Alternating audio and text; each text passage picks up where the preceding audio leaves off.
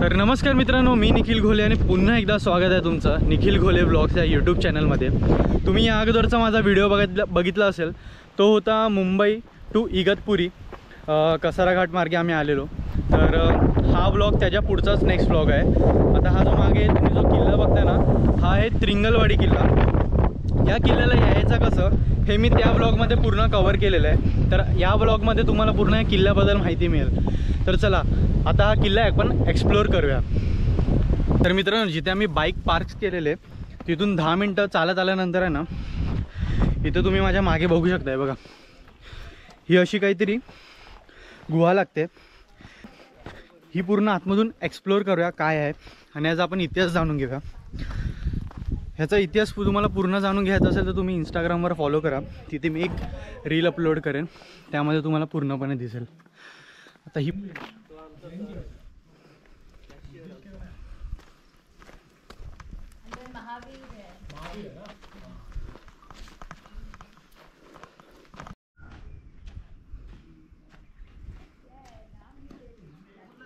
ही 8व्या ते 10व्या दशकातली असून जैन लोकांची जे मंदिरं होती त्यातला काही प्रकार आहे। हे बघा, आणि हे पूर्ण आता हे पिलर्स असावे इथे, हे तुटलेले आहेत। एक इथे होतं, एक इथे, हे तुटलेलं। आणि हे जे इथे दिसतंय ना, हे इथे 3 आहे आणि इथे 4, हे असं बसण्यासाठी असेल। हे बघा, इथे खिडकी आहे एक आणि त्या साईडला एक आहे। जर तुम्ही दरवाजाचं हे बघाल तर पूर्ण नक्षी तर एक नंबर केलेली आहे। आणि हे जे वरती आहेत ना, हे यांना यक्ष बोलतात। हे बघा, हे इथे पण आहे। हे ॲक्च्युली काय काम करतं, हे म्हणजे असं मानलं जातं की पहिलेचे जे देवी देवता होते त्यामधले हे यक्ष आहेत, हे आपला पूर्ण भार उचलण्याचं काम करतं। तर ह्या लेण्यांचा किंवा ह्याचा जो भार आहे तो ह्यांनी उचलण्याचं काम इथे केलेलं आहे, असं इथे दर्शवलं गेलेलं आहे। आणि हे प्रत्येक एका पिलरवर आहे। ते बघा, तिथे सुद्धा आहे, इथे आतमध्ये, तिथे। तर इथूनच जर आता आत गेलो तर हे बघा, आतमध्ये आल्यानंतर हे तुम्हाला असे 4 पिलर दिसतील। हे पाहून तुम्हाला केदारेश्वर गुहेची आठवण आली असेल। सेम असे 3 पिलर तुटलेले आहेत आणि हा एक पिलर आहे। तसंच आतमध्ये तुम्ही जर एंटर कराल तर काहीतरी तुमच्या डाव्या साईडला हे बघा, हे असे ना खंडित मूर्ती आहेत। हे बघा, पूर्ण असे खंडित मूर्ती आहेत। आणि त्या साईडला सुद्धा तिथे आणि इथे असं बसण्यासाठी जागा आहे आणि ही खिडकी व्हेंटिलेशनसाठी। दुसरी गोष्ट म्हणजे दरवाजे तुम्ही जर बघाल तर बघा, दरवाजे बंद करण्यासाठी आतमध्ये असे काहीतरी जे आपण कडी वगैरे लावू शकतो ना, हे बघा, हे असं काहीतरी केलं गेलेलं आहे। तसंच सरळ चालत गेल्यानंतर आता इथे आतमध्ये खूप असे म्हणजे बसू शकतात माणसं, एवढी जागा तर आहे ही। आणि सरळ असं आतमध्ये चालत गेल्यानंतर हे बघा, पुढे जर आतमध्ये तुम्हाला दिसत असेल ही एक मूर्ती ठेवलेली आहे। पण त्या अगोदर हे बघा, हे पिलर बघा तुम्ही, आणि हा एक पिलर पूर्ण खंडित झालेला आणि सेम वरती ते यक्षचं आहे। आणि इथे ना आपण आतमध्ये बघितलं तर हे बघा, ऋषभनाथांची ही खंडित झालेली मूर्ती आहे, जे जैन धर्माचे पहिले तीर्थंकर होते। आणि शेवटचे म्हणजे ते भगवान महावीर। आतमध्ये बघा, पूर्ण सर्व शाबूत आहे, पण फक्त त्यांचं जी मूर्ती आहे ती खंडित झालेली आहे।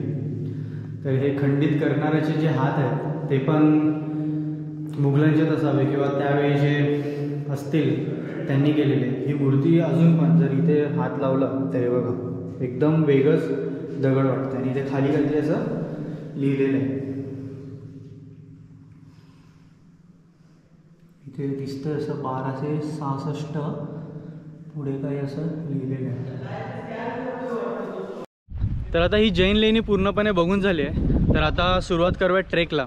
तर काहीतरी ट्रेक करण्यासाठी हे बघा, जैन लेणीपासून या साईडला तिथे असं वर जाण्यासाठी पायवाट आहे। आणि इथून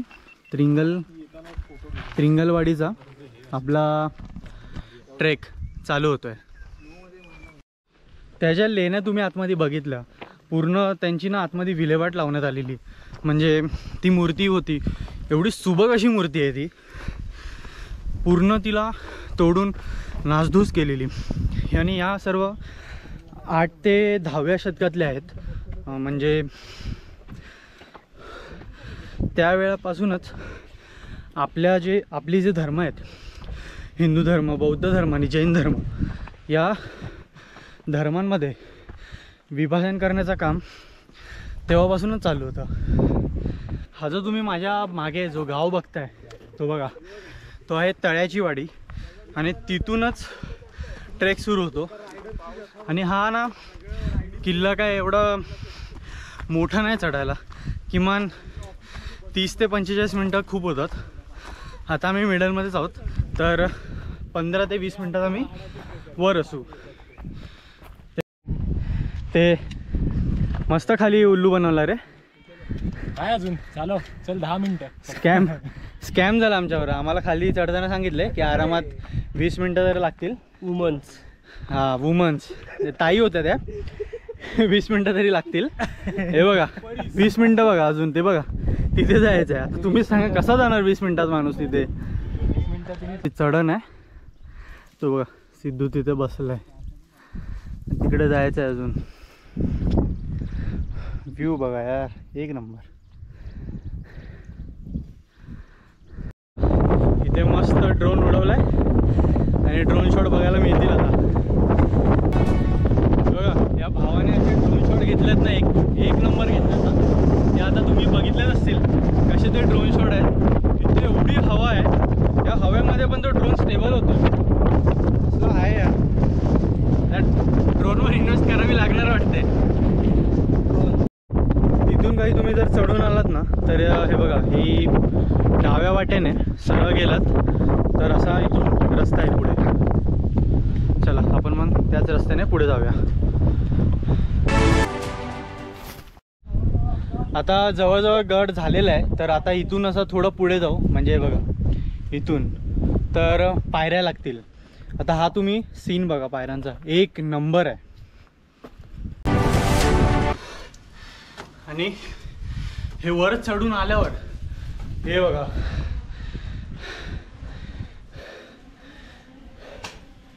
हनुमानाची इथे मस्त अशी दगडात कोरलेली मूर्ती.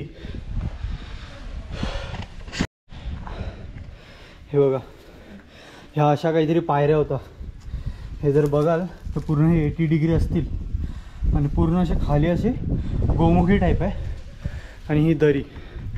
आणि हे जर बघाल ते बघा एकदम असं वाटतं चिनीने, ती असं ना चिनी आणि हतोडी, त्याने असे कोरी काम केलेलं काहीतरी दिसतं आहे. आणि वर चढल्यावर हे मारुतीरायाचं दर्शन होतं आपल्याला. आता हे जे आहे हनुमानाचं, हे आहे वीर हनुमान. आणि ह्यांच्या जे पायाखाली जी आहे ती आहे पनवती. वीर हनुमान कसं ओळखायचं तर ही बघा, ही शेपटी जी असते ना ही अशी पूर्ण सरळ आणि समोर असते त्यांच्या गोलाकार. आणि त्याच्याच उजव्या बाजूला आपल्याला गडाचा महादरवाजा बघायला मिळतो. आता याच दरवाजावर जर वरच्या दिशेला बघाल तर हे बघा, हे शरभ हा काल्पनिक प्राणी. हे फक्त आपल्याला गड किल्ल्यांवरच बघायला मिळतात. आणि एक खाली काहीतरी असं कोरलेलं दिसतंय, म्हणजे मधल्यामध्ये असं काहीतरी चिन्ह आहे. आणि इथे आजूबाजूला 2 अशा काहीतरी चिन्ह कोरलेले दिसतात आहे. हा बघा, हा महादरवाजा. तर हे बाकीचे सर्व खाली आहेत, येत आहेत एक एक करून.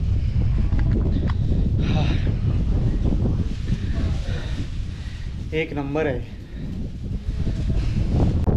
बापरे, एवढी हवा सुटली आहे ना, आम्हाला तोल सावरत नाही एवढी हवा इकडे. आता कसे बसे चालतो इथून कडेकडेने. ते बघा, आरामात आरामात.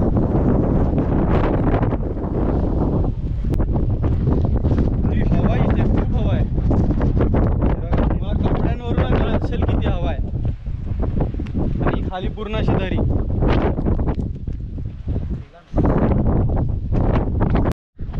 हे बघा, हे तुम्हाला जे समोर दिसतंय ना, हे त्या काळाचे, हे बघा इथे पण आहे, वाड्यांचे अवशेष आहेत. आणि हे बघा, हे पूर्ण असे वरून पूर्ण ढासळले आहेत. आणि खालून यांची रचना बघा दगडाची, एक नंबर केली गेलेली आहे. म्हणजे अजून आहे तसेच आहेत. हे बघा,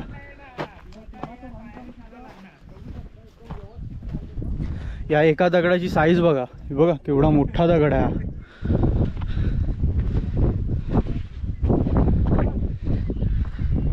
आतून बघूया, हे बघा,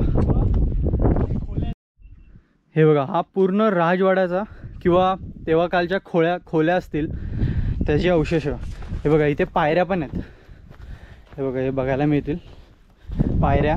आणि हे बहुतेक दरवाजे असावे. हे या साईडनी प्रॉपर समजेल. हे बघा, हे दरवाजे तेव्हाच्या काळातला चुना पण हे बघा ना. हो, आणि जे खाली पण ना प्रज्वल, हे बघा, हे पण असे ना खाली जे ढासळलेले दिसते थोडेफार, ते पण वाड्यांचेच अवशेष असावे हे एवढे. हे बघा, इथे काहीतरी दिसतंय मला, बघू जाऊन काय आहे ते.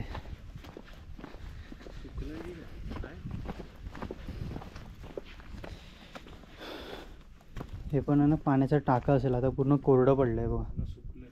आणि हे जे तुम्हाला दिसतंय हे सबचा पाण्याचा टाका आहे. आणि हे जे तुम्हाला दिसतंय हे खड्डे, ह्याच्या आतमध्ये ना त्या काळी बांबू किंवा असे झाडाचं काय बोलतात त्याला, मेढी ते असतात ना, त्या लावून वरती असं छत करायचे, जेणेकरून आतमध्ये काय कचरा वगैरे नको पडायला.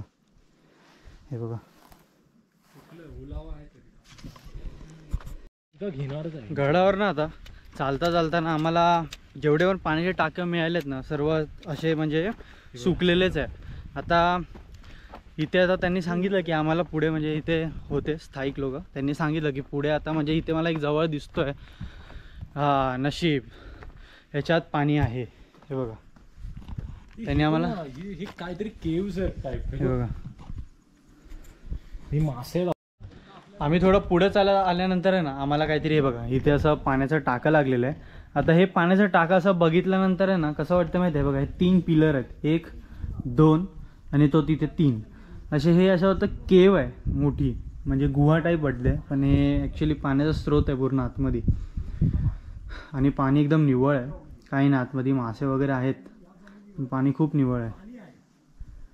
बघा, एकदम पिण्यासारखं पाणी आहे. दे भावा, खूप ताण लागले, पिऊ दे.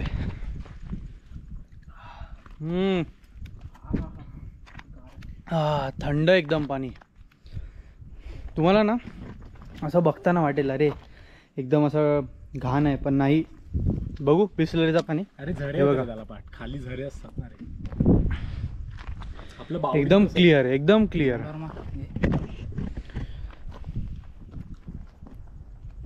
हे बघा, हे खाली जे गावातले बकरी वगैरे येतात ना वर ते चरवायला किंवा पाणी पाजायला, तर त्यांच्यासाठी हे बघा.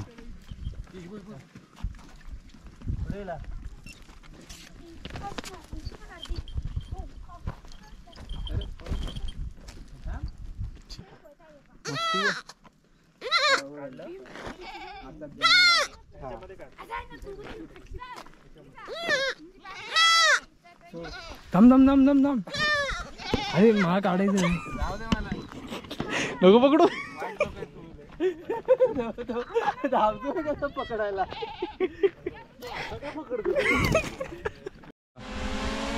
1.5 लाखाचा पंखा कधी वापरलाय का तुम्ही?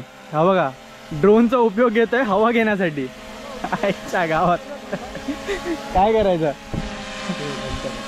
मित्रांनो, आम्ही आता काहीतरी पाण्याच्या टाक्यांपासून पुढे चालत आलेलो आहोत. आणि हा जो मंदिर, आता हा एक असा मंदिर लागलेला मागे. हा मंदिर कसली आठवण करून देतो माहिती आहे? कळसूबाईचा ट्रेक केला असेल ना तुम्ही, तर तुम्हाला कळेल की हा सेम मंदिर तिथे सुद्धा आहे. म्हणजे असंच दिसणारं मंदिर तिथे सुद्धा आहे. आता आतमध्ये जाऊन दर्शन घेऊया, कसला बहुतेक हे मंदिर आहे बघूया. बाहेर मला दिसतंय महादेवाची पिंड आहे, आणि आतमध्ये हे बहुतेक देवीचे मंदिर आहे. बरोबर, हे आतमध्ये देवीचं मंदिर आहे. हे आता बघूया. आणि